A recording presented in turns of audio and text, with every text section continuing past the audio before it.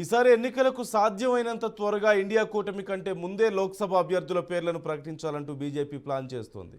అందులో భాగంగా గురువారం రాత్రి ఢిల్లీలోని బీజేపీ ప్రధాన కార్యాలయంలో ఆ పార్టీ కేంద్ర ఎన్నికల కమిటీ భేటీ అయింది. పార్టీ ప్రధాన వ్యూహకర్త Amit Shah, party chief JP Nadda, రక్షణ మంత్రి రాజ్నాథ్ సింగ్ సహా సీనియర్ నేతలు పాల్గొన్నారు.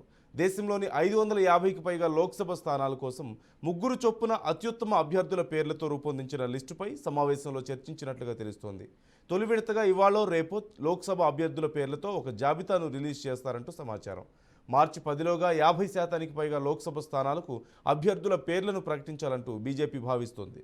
ఉత్తరప్రదేశ్, ఉత్తరాఖండ్, మధ్యప్రదేశ్, ఛత్తీస్గఢ్, కేరళ, తెలంగాణ, రాజస్థాన్, గోవా, గుజరాత్ రాష్ట్రాల లోక్సభ స్థానాలకు పోటీ చేసే అభ్యర్థుల పేర్లపై గురువారం రాత్రి జరిగిన బీజేపీ సమావేశంలో ప్రధాన చర్చ జరిగినట్లుగా తెలుస్తోంది.